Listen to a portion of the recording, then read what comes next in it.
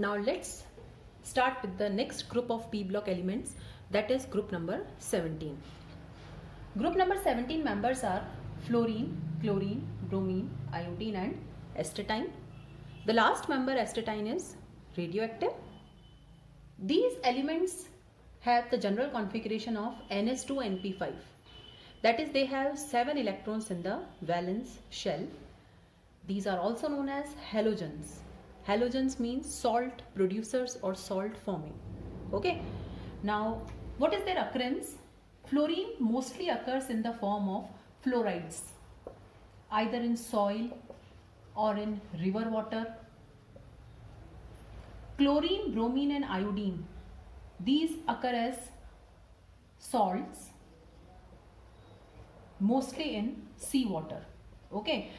For example, your seawater has chlorides, bromides, iodides. Seawater has maximum sodium chloride. So these are found in salty lakes and sea water. And the last member is astatine is radioactive. All these are typical non-metals. Okay, so we can see one thing, that as we are moving towards the right hand side of periodic table, the non-metallic character is increasing. And the last member astatine is metallic. Some sort of metallic character is found in iodine also. So I will say better that these last two members are metallic. And the proof is iodine is solid at room temperature. Okay, iodine has some metallic luster. So the last members have somewhat metallic character.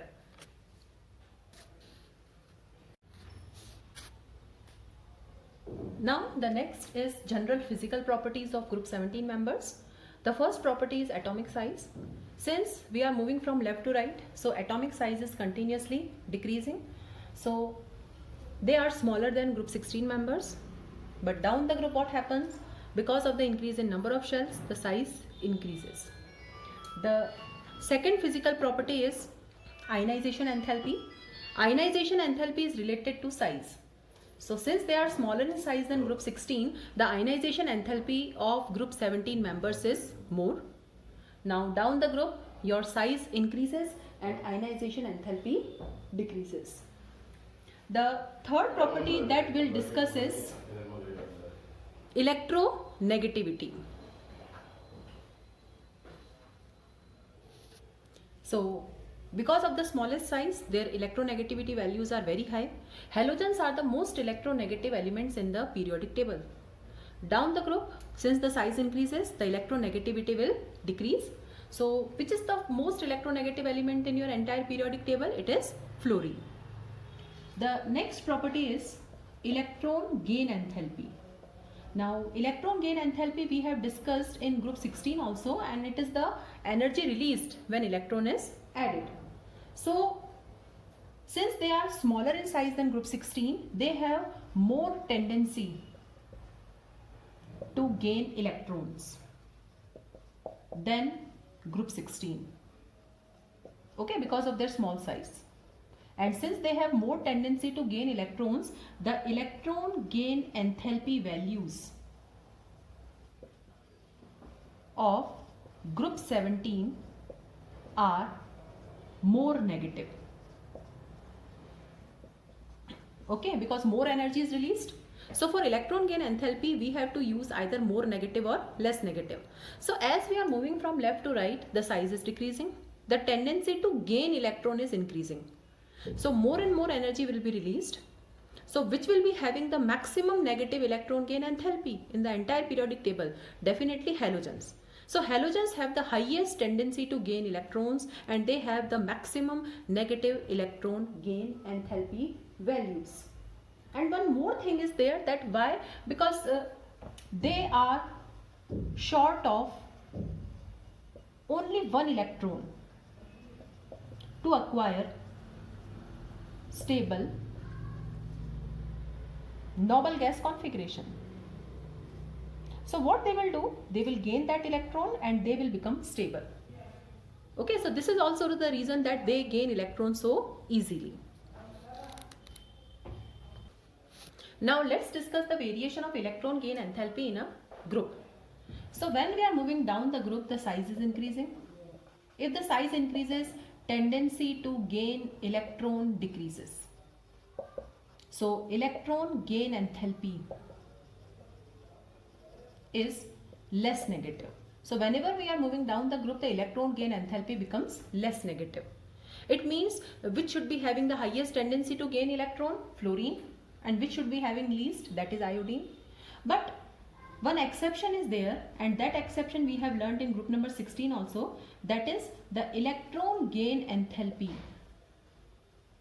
of chlorine is more negative than fluorine. It means chlorine has more tendency to gain electron as compared to fluorine. Now what is the reason behind this? Fluorine is small in size, but then also it is not accepting electron to that much extent. The answer is very simple. Due to small size of fluorine, there are inter-electronic repulsions. So, incoming electron does not feel much attraction. Okay, and since the incoming electron is not feeling that much attraction, less energy will be released. So as compared to fluorine, chlorine gains electron more readily. Because of its larger size, there are no such repulsions. Now the next property is melting point and boiling point. Melting point and boiling point generally increases down the group due to increase in size or the surface area. So fluorine and chlorine are gases due to less van der Waals force of attraction. Bromine is liquid at room temperature and iodine is solid. The next is color. All halogens are colored. Okay. So what is the color of fluorine? Fluorine has yellow color. Chlorine is greenish yellow. Bromine is red colored liquid, and iodine has a violet color. And why they are colored? Because they absorb light in visible region.